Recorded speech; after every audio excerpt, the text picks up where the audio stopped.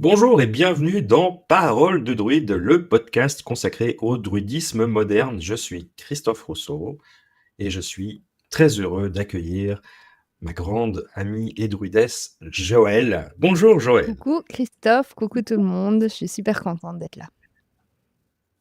Ouais, ça fait toujours plaisir de se retrouver et on se retrouve dans cette série de 4 épisodes, donc c'est le troisième, consacré aux fêtes, aux fêtes druidiques, mais alors pas toutes les fêtes druidiques, les fêtes en dehors du cycle lunaire et solaire. Euh, et on va parler aujourd'hui d'Halloween, de la Toussaint, de Samhain, C'est de ces mille et une enfin, prononciations. voilà, Mhm. je suis sûrement pas la bonne d'ailleurs.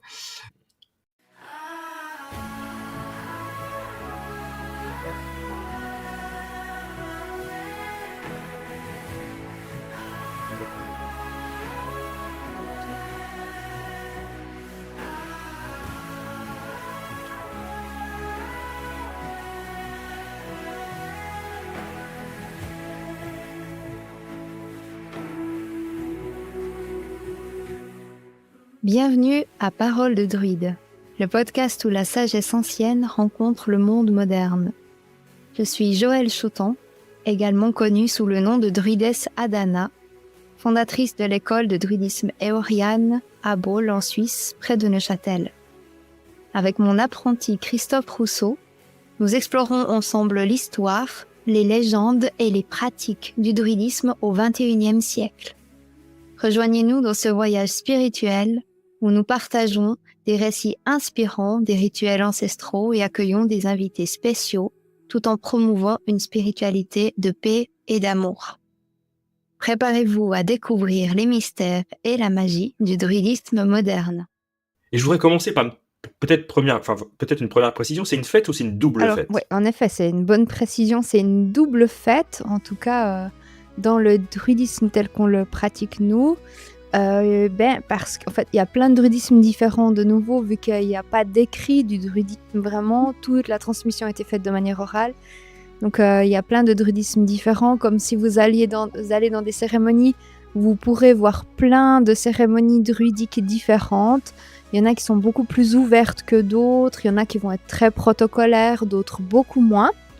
Dans le druidisme tel que nous on le pratique, dans la voie qu'on suit ici, on considère que à Samhain, Samhain, dans ces mille et une prononciations, il y a deux fêtes. Parce qu'il y a en effet la fête du 31 octobre qui marque la fin d'un cycle et la fête du 1er novembre qui marque le début d'un nouveau cycle.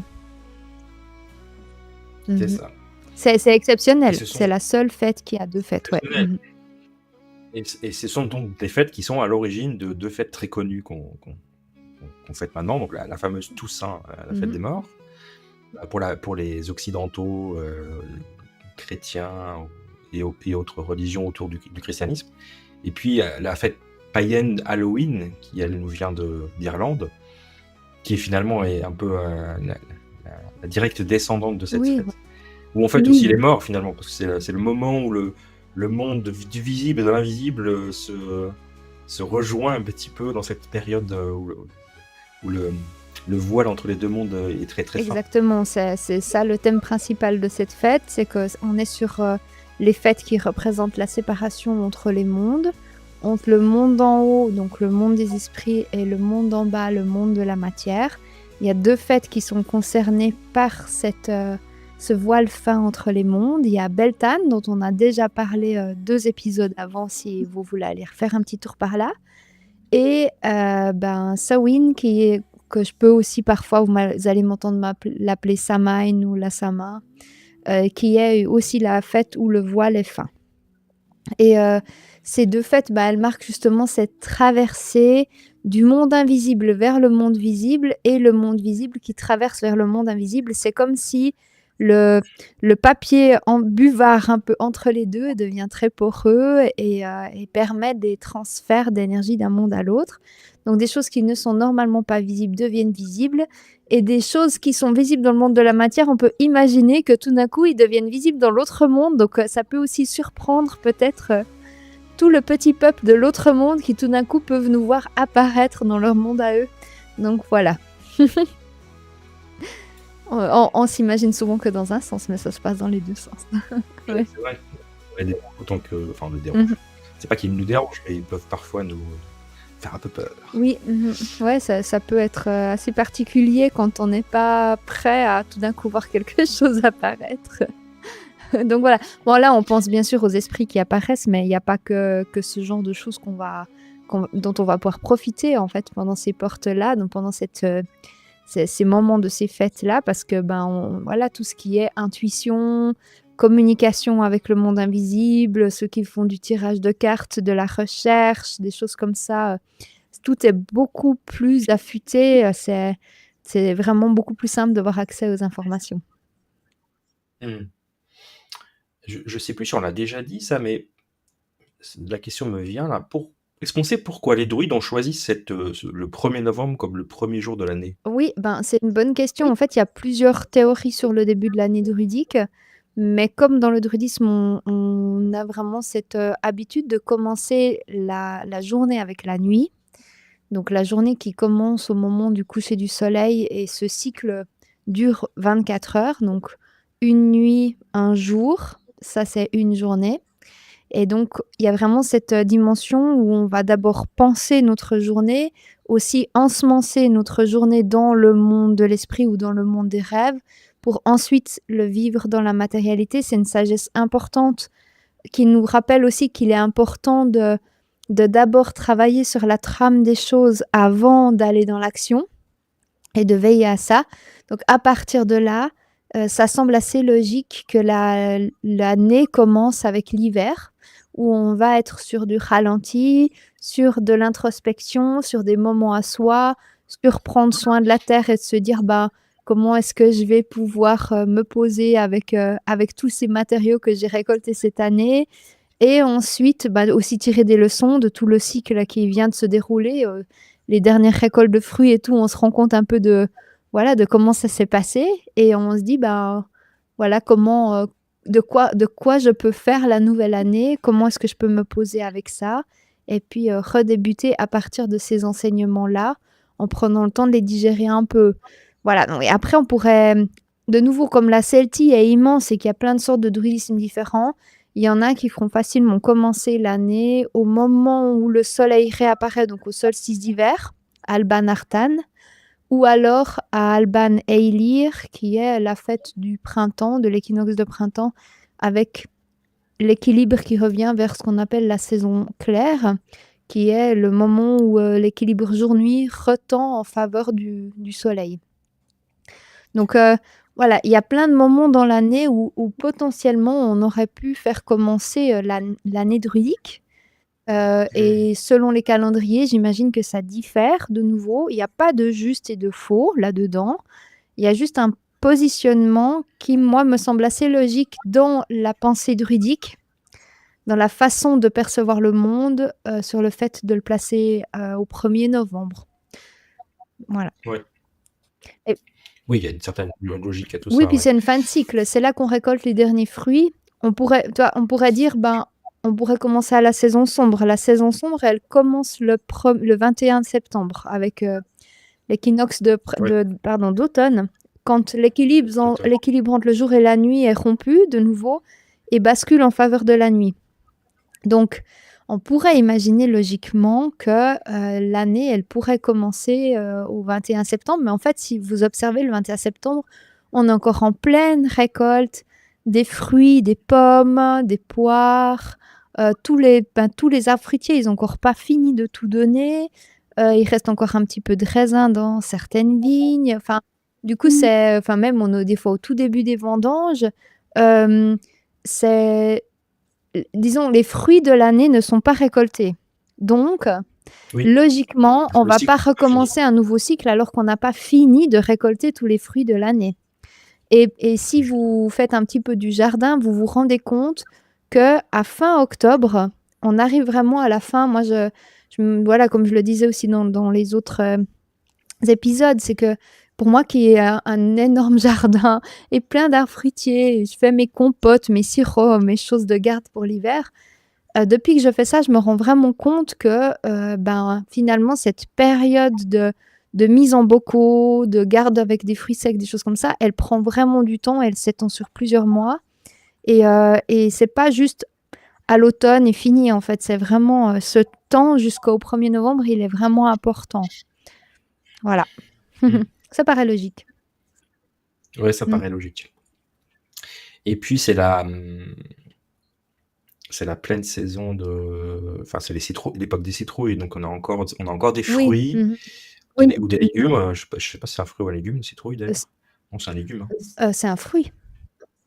C'est un Ouais, fruit, oui, non, c'est un je fruit. pense. Enfin, c'est Mais une donc bonne c'est les question. derniers de l'année. Ouais, je sais pas, on vérifiera. Question Ouais, ça ouverte. fait partie des légumes fruits, en tout cas, dans les légumes. Quand on met les pense, hein. semences, en fait, tout ce qui est tomates, courgettes, fait partie des légumes fruits. Mais ouais, je dirais, bah, c'est à la bonne question. Je pense que c'est dans la même Mm. je pense, ouais. On vérifiera. Et pourquoi je disais ça? Oui, du coup, c'est un peu les derniers fruits qu'on cueille ou qu'on récolte avant l'hiver, finalement. Après, il n'y a plus rien qui sort de terre. Donc ça fait du sens. Et puis c'est pour ça qu'on les utilise pour le folklore d'Halloween. Pas que, en fait, à la base, c'était les navets. À la toute base. Ouais, D'accord. ouais, en fait, chez nous, les citrouilles, elles poussaient pas en Europe. Elles sont venues des États-Unis, mais c'était un légume-fruit qu'on n'avait pas en Europe. Et c'est avec le déplacement des populations qui avaient cette culture païenne en Europe. Quand vraiment il y avait vraiment une grosse période de famine et de manque d'emploi en Europe, eh bien, il y avait cette découverte des États-Unis où ils disaient venez, nous, on a besoin de monde, on est en train de développer le pays, venez chez nous, il y a du travail, vous allez avoir une maison, vous allez pouvoir être riche. Et donc du coup, il y a eu énormément de mouvements de population d'Europe vers les États-Unis. Et tout le monde est allé avec cette culture. Et donc, quand ils sont arrivés là-bas, ils ont bien sûr continué de faire leur rite dans la culture là-bas, mais avec ce qu'ils avaient sous la main. Et en fait, les courges, c'était des aliments qu'on trouvait là-bas. Et ça a remplacé les navets qui étaient utilisés traditionnellement en Europe pour la fameuse lumière dans le navet, parce qu'en fait, à la base, ça vient d'un conte irlandais qui s'appelle Jack O'Lantern, qui est un conte où, en fait, ça raconte l'histoire d'un homme qui a été tellement méchant dans sa vie qu'il n'était ni le bienvenu en enfer, ni le bienvenu au paradis quand il est mort. Il s'est retrouvé à errer sur terre pour pouvoir faire pénitence. Et en fait, voilà, le diable ne voulant pas de lui, le Seigneur ne voulant pas de lui, et du coup, il a erré sur terre avec pour seule lumière une petite braise de l'enfer qu'il avait reçue du diable pour l'éclairer sur terre, qui brûlait, il l'a mis dans un navet. Et donc, du coup, il se baladait avec cette lanterne pour pouvoir être accueilli quelque part, et son grand dame, c'est d'être accueilli nulle part. Et donc, ça représente un peu ses ancêtres, à qui on souhaite un joli chemin et puis un bon voyage jusqu'au paradis. Et il y en a certains qui sont, entre guillemets, accueillis nulle part. En tout cas, c'est son problème à lui. Et après, voilà, il peut s'en prendre qu'à lui. Il n'a pas été cool sur Terre. Pour que même le diable n'en veuille pas, c'est que c'était vraiment pas sympa. Et donc, il errait sur Terre. Et puis, la légende, elle dit que la nuit d'Halloween... Donc ça aussi, je vais vous l'expliquer après d'où vient Halloween. Cette nuit-là, en fait, il va toquer aux portes. Il faut surtout pas lui ouvrir parce que il va mettre la gabegie dans les demeures, puis semer la zizanie, parce que s'il se sent le bienvenu, il va refaire tous les malheurs qu'il avait fait sur Terre. Donc en gros, il faut l'accueillir nulle part. C'est ça l'histoire. Et en fait, au début, ça c'était en lien avec ce conte, et c'est parti aux États-Unis et c'est revenu chez nous, transformé avec les citrouilles. Voilà, petite histoire. Si. Alors je savais pas l'histoire des navets, tiens, je me rappelais Mmh. plus. Je Mmh. sais pas si tu me l'avais déjà dit, mais j'avais oublié en tout cas. Ouais, c'est pas quelque chose, qui est, voilà, très, très connu. Mmh Comme mh. quoi. Du coup, qu'est-ce que alors on connaît la tradition Halloween, alors qui du coup nous vient est revenue par les États-Unis du trick or treating, c'est-à-dire d'aller frapper à la porte des gens pour, aller réclamer des Oui, bonbons, oui. et cetera. Et puis donc cette tradition de comment dire? De décorer les maisons avec des choses, voilà, des sorcières, des toiles d'araignée, et cetera. Tu le fais ça toi déjà? Enfin, en tant que druidesse, tu fais ce genre de Ouais, je choses? suis druidesse, mais j'ai des enfants C'est qui ont ça? une influence Ah à du l'école avec, ben, voilà, tout ce qu'elles se réjouissent pour elles, c'est leur fête préférée et donc elles ont hyper, hâte chaque année de faire leur déguisement, d'aller sonner aux portes et tout mais par contre, il y a des petites, variations. C'est que, ben, moi, j'aime bien leur donner, un petit biscuit parce qu'en fait, traditionnellement, à Halloween, donc de nouveau, hein, ça a été amené là-bas, donc ça vient du terme All Hallows Eve qui veut dire la veille de la Toussaint en anglais et donc Mmh, Halloween, ça vient de ça, de All Hallows Eve. Pas OK. Hallows, je sais pas, peut-être je le prononce pas très bien, voilà. Donc c'est le terme qui parle de la Toussaint et de la fête des morts, qui est une fête chrétienne à la base, mais qui a une base païenne. Donc voilà, c'est un peu de nouveau, c'est ces mondes chrétiens et païens qui ont cherché à communier à un certain moment donné pour heurter aucune âme, de se dire: «On met les fêtes au même moment, de toute façon, c'est le même berceau à la base, donc on a nos fêtes en même temps et puis, ben, on va les faire ensemble». Donc en fait, Halloween est une fête païenne, la Toussaint est une fête chrétienne, Halloween est une fête païenne commercialisée. Donc voilà, le vrai, nom de cette fête païenne, c'est Samhain et donc et C'est ça, donc oui. du coup, cette, fête, ben oui, elle célèbre les esprits et l'idée c'est, de faire peur, aux mauvais esprits en s'habillant, en faisant peur, en cherchant à faire fuir. Donc on va mettre des bruits qui font peur, on va, se déguiser pour faire peur aux mauvais esprits. Hem, on va faire croire qu'on est des mauvais esprits aussi parce que c'est aussi une nuit des gags. Donc voilà, il y a un petit peu tout ça qui est mélangé là-dedans et comme le voile entre le monde des vivants et le monde des esprits est fin, et ben, il y a aussi beaucoup de transferts d'esprits de la nature et donc voilà, il y a aussi tout le petit peuple qui place plus facilement dans la maison, qui vient faire des farces et donc voilà, ce des bonbons ou un sort, ça vient un petit peu de là, cette dimension en fait d'offrir quelque chose pour ne pas être, atteint par un sort ou par quelque chose de négatif. Mais la tradition à la base d'aller sonner aux portes et d'offrir enfin de demander quelque chose, c'était pas vraiment ça, c'était plutôt d'offrir quelque chose. C'était d'offrir des Mmh. biscuits qui s'appellent soul cakes, c'est des biscuits d'âme, qui sont des espèces de sablés, ça ressemble à des shortbread, avec une croix, dessinée dessus. Si vous allez sur internet et vous écrivez soul cakes, donc biscuits d'âme, les âmes, hein, donc et c'est, ces sablés, ils sont délicieux. En fait, ils représentent la roue, de l'année avec les 4 fêtes agricoles dont on parle là en ce moment. Donc Imbolc, Beltane, Lughnasadh et Samhain et en fait, ces 4 fêtes, elles sont représentées par la croix tracée sur le biscuit et ça souhaite un bon nouveau cycle et une bonne clôture de cycle à ceux à qui on les offre. Donc en fait, on allait facilement aller sonner chez les voisins, souhaiter des choses, faire des bénédictions et puis offrir, ces gâteaux. Donc voilà, il y a en tout cas traditionnellement la fête d'aller sonner, d'aller voir les voisins, de rencontrer les voisins, mais pas, d'aller demander des bonbons en tout cas. C'est pas dans le Mmh. même sens. Mmh. Voilà. En tout cas, c'est une fête, alors, en Europe, elle est venue assez tard, hein, finalement, parce que Je pense que ça doit être dans le début des années Oui, 2000 mais ou quand j'étais petite, moi je Oui. suis de 81. Quand j'étais petite, il y fêtait avait pas pas ça. Halloween, non.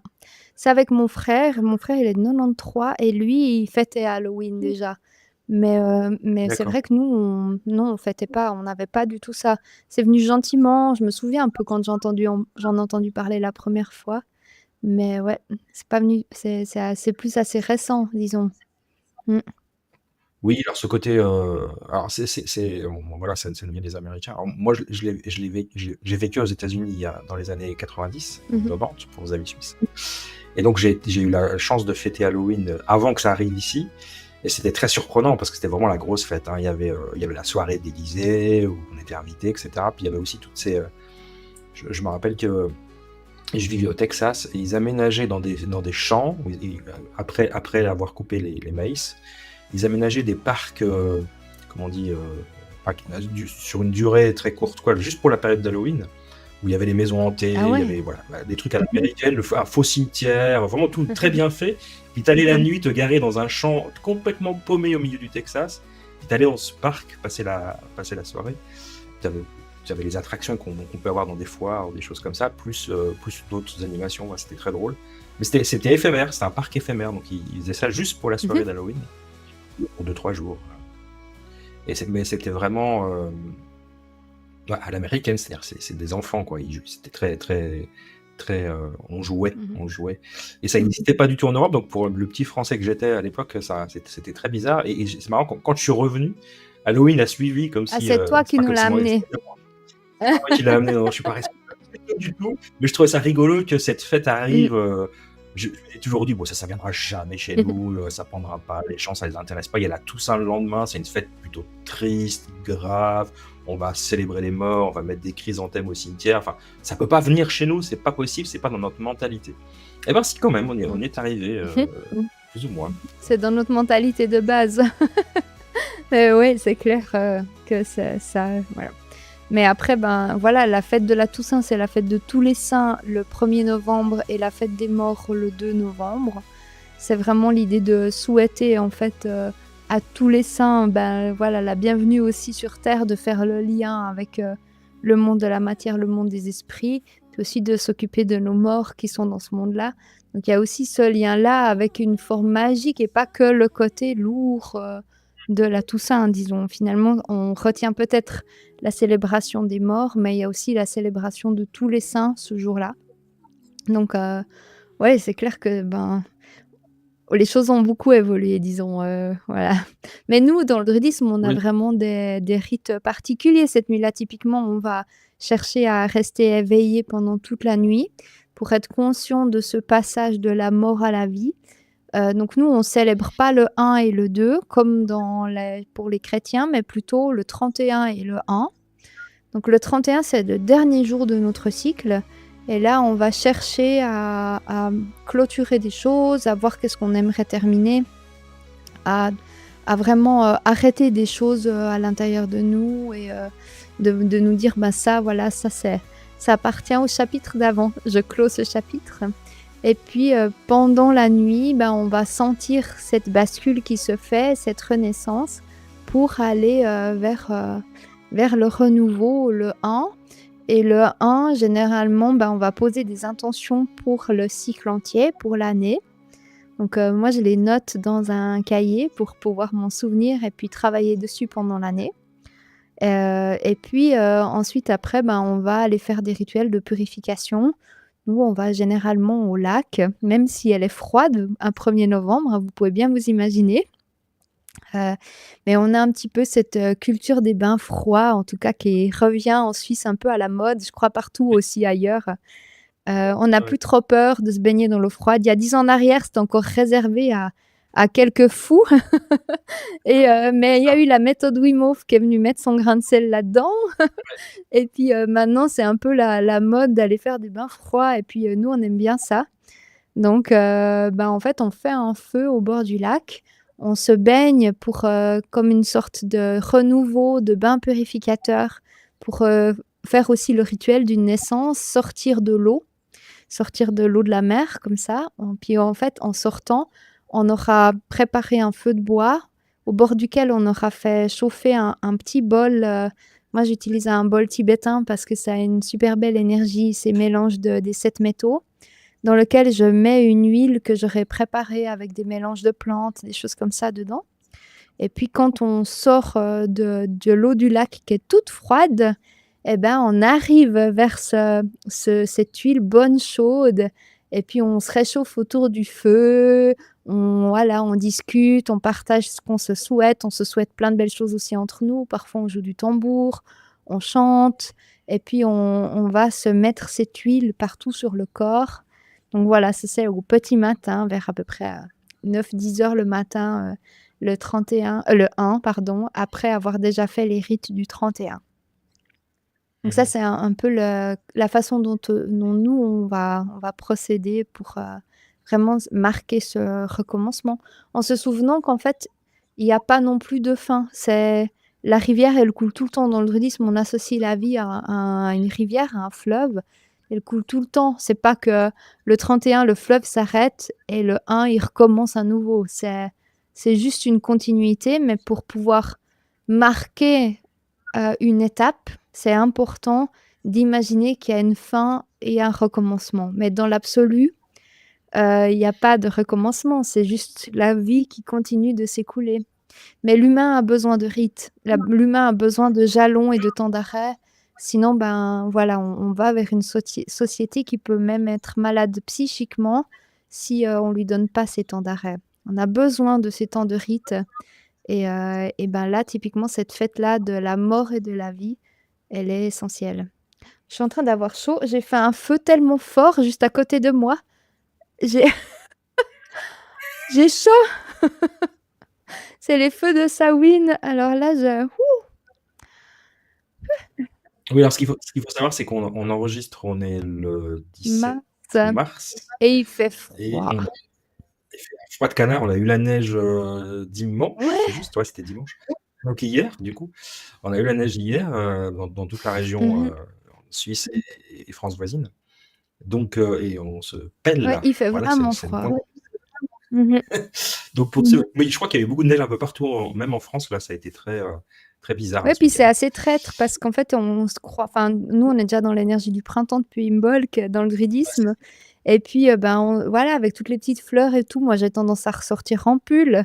Donc, c'est ouais, là, j'ai plus le réflexe de m'habiller comme il faut et du coup, je suis tout le temps pas assez habillée, tout le temps froid. Donc là, le feu, il envoie bien. Quand j'aurai la moitié du visage rouge et puis l'autre moitié claire, tu me dis. Écoute, ça va, ça va.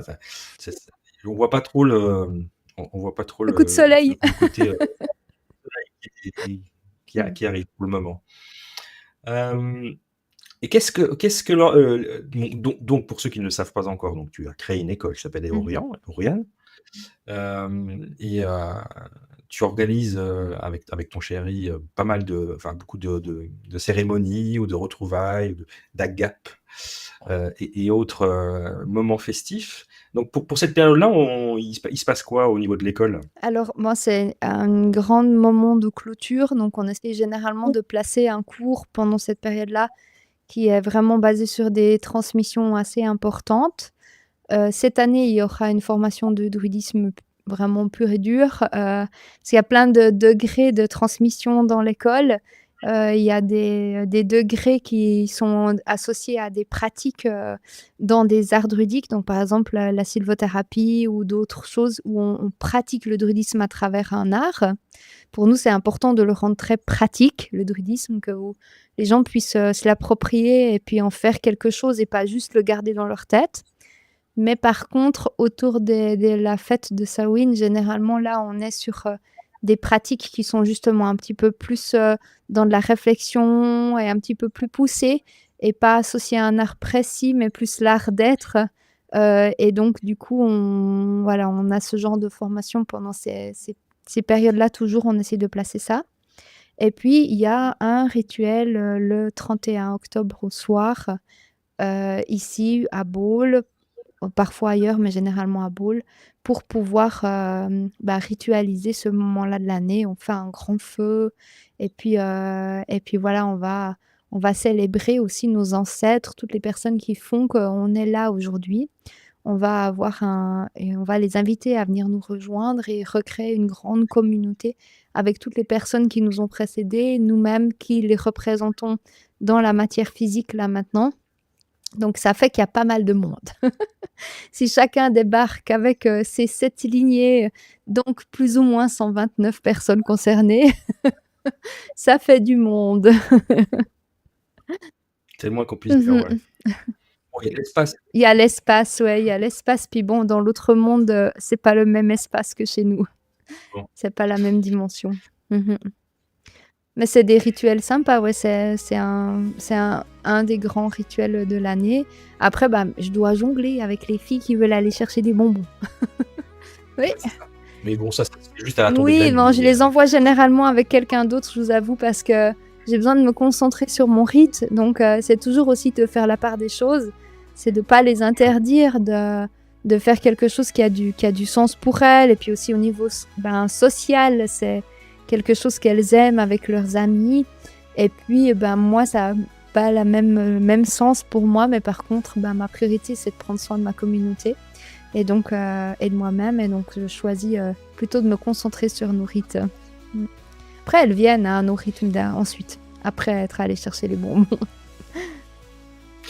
Et pour les gens qui nous écoutent, est-ce qu'il faut, alors peut-être, je sais pas pour cette cérémonie-là en particulier, mais est-ce qu'il faut être déjà formé, avoir participé, ou on peut venir participer facilement à une cérémonie?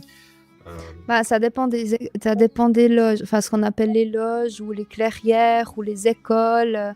Ça dépend vraiment en fait pour chaque lieu. Donc là, bah, si ça vous intéresse de vivre une cérémonie druidique, il vous faut vous renseigner avec ben, le nom le plus commun qu'on donne, c'est clairière, avec la clairière qui est la plus proche de chez vous.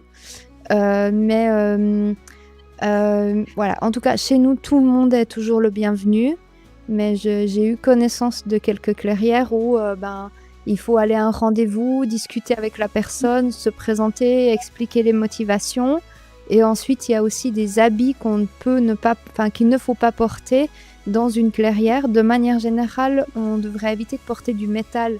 Donc, porter que des habits faits de matériaux naturels et du bois, mais pas de métal dans les clairières. Donc, si jamais, une fois, vous voulez aller et essayer d'éviter les choses qu'on ne devrait pas porter, ben, sachez juste que ça, c'est quelque chose qui est souvent demandé.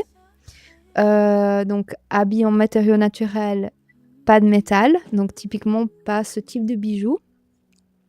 Mais c'est pas chez nous, hein, mais dans les clairières de manière générale si vous allez quelque part. Ouais. Et puis aussi éviter de porter du blanc, du bleu, du vert.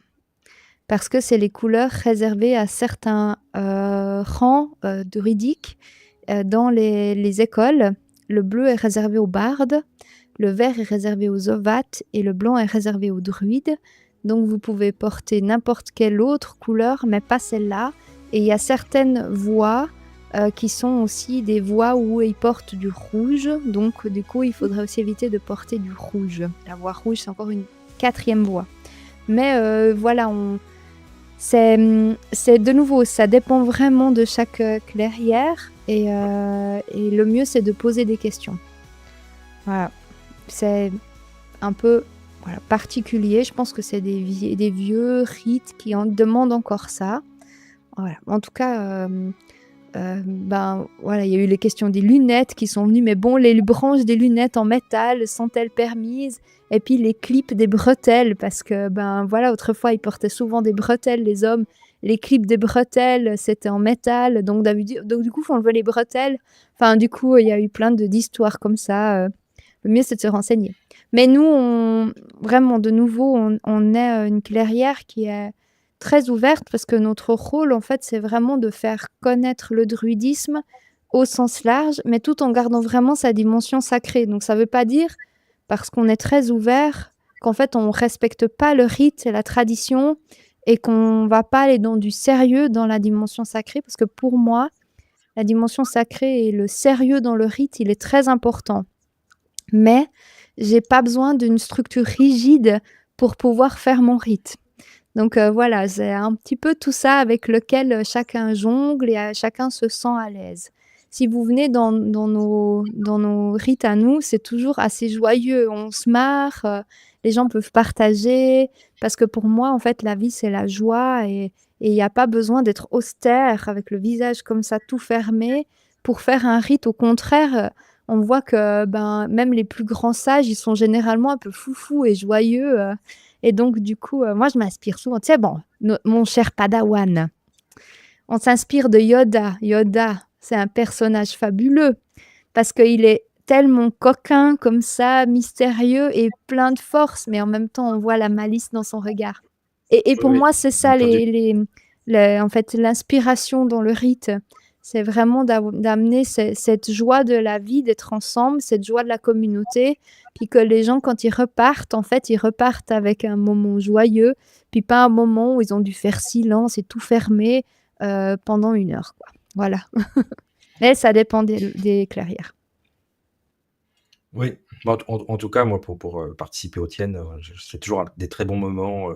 Il y a toujours un petit moment un peu solennel, c'est vrai, mais qui dure pas forcément très longtemps. Mais c'est toujours des moments très beaucoup de communion. Et c'est ça qui est important. Est-ce qu'on aurait une jolie triade d'Halloween ou de Samhain? Oui, on a une jolie triade, je vais te la trouver.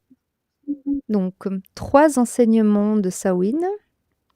Écouter les murmures des ancêtres, accepter la fin comme un nouveau commencement et embrasser l'ombre pour révéler la lumière. Oula, oula, là on est bien. Là. Tu peux, Je la redis? il y a 3 choses Oui, très c'est très importantes en fait important. C'est les dedans. 3 choses très importantes de Samhain. 3 enseignements de Samhain. Écouter les murmures des ancêtres. Ça, c'est très important dans le druidisme. On ne peut pas prétendre au druidisme si on se dit moi, mes parents, j'ai plus envie d'en entendre parler, je suis libre, je fais ma vie, l'histoire avant moi, ma foi, qu'ils aillent se faire cuire un œuf, on peut pas en fait, parce qu'on est énergétiquement lié à eux. Et même si on parle d'enfants adoptés et tout ça, c'est juste considérer qu'on fait partie d'une lignée. Et puis, dans le contrat d'adoption, en plus, il y a des mélanges ensuite après qui se font avec les parents adoptifs. Enfin voilà, ça aussi, c'est quelque chose d'assez particulier. Mais on fait partie d'une lignée. Génétiquement, on représente nos ancêtres sur Terre et ça a autant de poids que notre âme. Donc, du coup, voilà, écouter le murmure des ancêtres, ça, c'est essentiel. Accepter la fin comme un nouveau commencement. De nouveau, c'est cette histoire de rivière qui coule, que dans l'absolu, il n'y a pas de fin. Tout est un éternel commencement.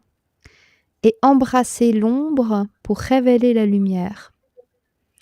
Ça, c'est beau, hein. Ça, c'est vraiment quelque chose aussi de très essentiel dans le druidisme, qu'on retrouve chez Jung d'ailleurs, qui est le fait de descendre dans les ombres pour se révéler à soi-même.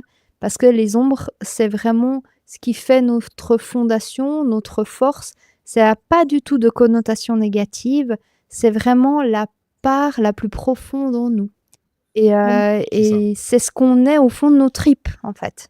Et c'est important de nous redonner accès à ça et l'autorisation d'y aller, surtout parce que souvent dans notre enfance, on n'a pas trop envie. Quand les enfants, ils vont un peu visiter leurs forces comme ça, leur dire, ben voilà, vas-y, va voir ce qu'il y a là-dedans, en fait. Donc, embrasser l'ombre pour révéler la lumière, bah ça, c'est aussi accepter l'hiver qui arrive, ce moment où il va y avoir de plus en plus de nuits, pour ensuite, au printemps, c'est émerger de cette nuit. On voit vraiment aussi à Imbolc avec ça on en parlera la prochaine fois, mais la symbolique du ventre de la mer. Et à partir de Samhain, on entre dans le ventre de la mer. On va entrer dans 3 mois où on va être en mise en terre. Donc, il faut s'imaginer qu'en fait, on va être dans une grotte pendant 3 mois jusqu'à Imbolc. Et à Imbolc, on a toujours l'image qu'il y a une petite perce-neige qui perce le nombril et qui éclot à ce moment-là et qui choisit le bon moment pour naître. Ça, c'est la fête d'Imbolc.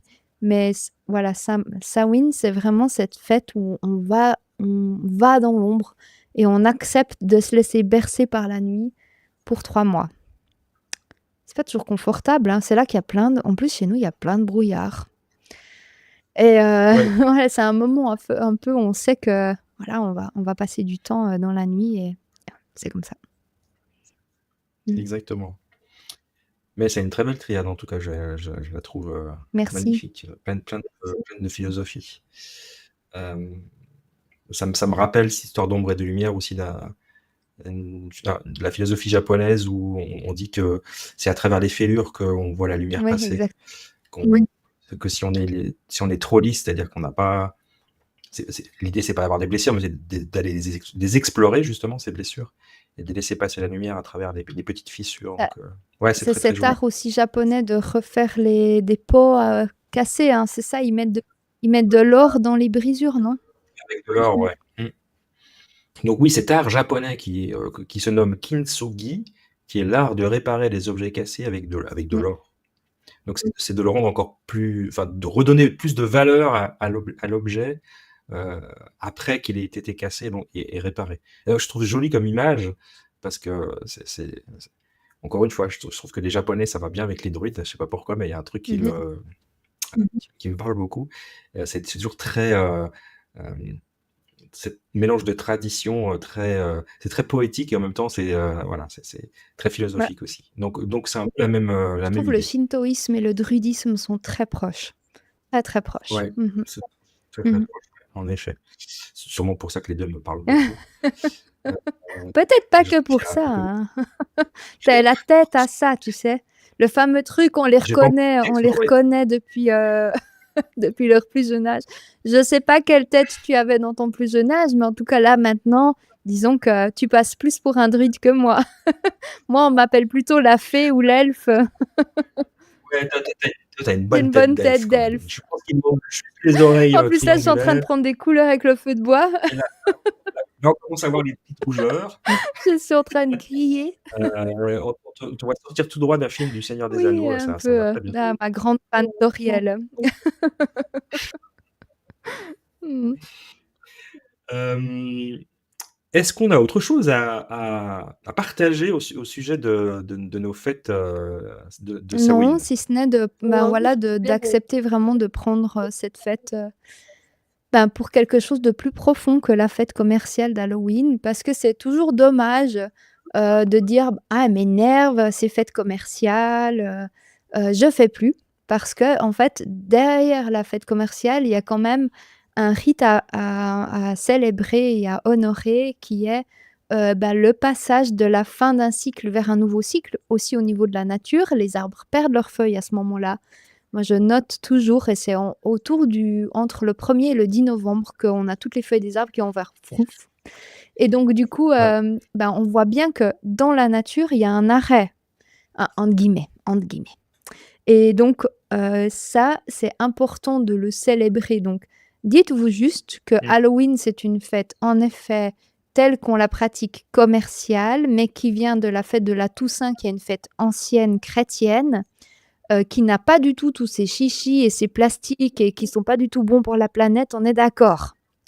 Et si vous pouvez vous éloigner de ça et vous dire: «Bah, je veux faire des petits biscuits, je vais offrir ces petits biscuits, ces soul cakes à mes proches», plutôt que d'aller leur, pécler des biscuits comme on dit chez nous, ça veut dire demander des biscuits, va aller pécler les biscuits. Et ben, des pécler comment on dit?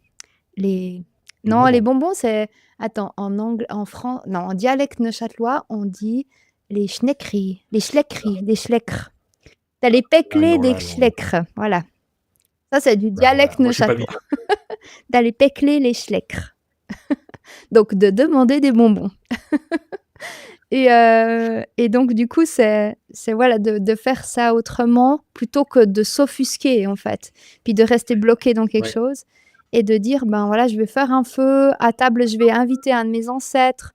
Nous, c'est l'occasion de parler des personnes que mes filles ont connues, mais qui sont décédées. Leur grand-maman qui était très importante, qu'elles ont beaucoup connue et donc du coup, on va l'inviter à table, enfin leur arrière-grand-mère. Et la grand-maman de ma petite aussi, à qui elle était très attachée, le grand-papa de ma grande aussi.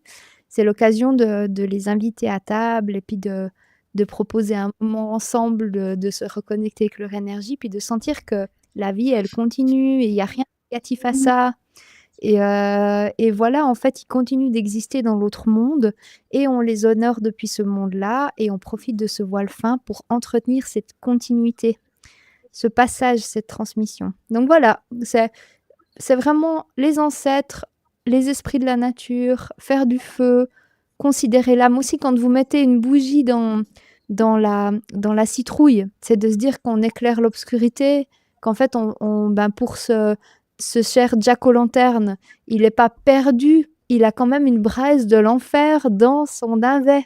Donc en fait, il a quand même un bout de lumière dans son obscurité qui lui montre le chemin, symboliquement quand même, qui lui montre la voie. Et donc, du coup, ce feu qui éclaire notre transmission, enfin notre transition vers quelque chose aussi. Il y a beaucoup de choses comme ça avec quoi on peut simplement faire quelque chose de beau. La soupe à la courge, c'est bon. Oui, de toute façon, on peut faire plein de trucs très bons avec les courges. Les fruits légumes. Ouais.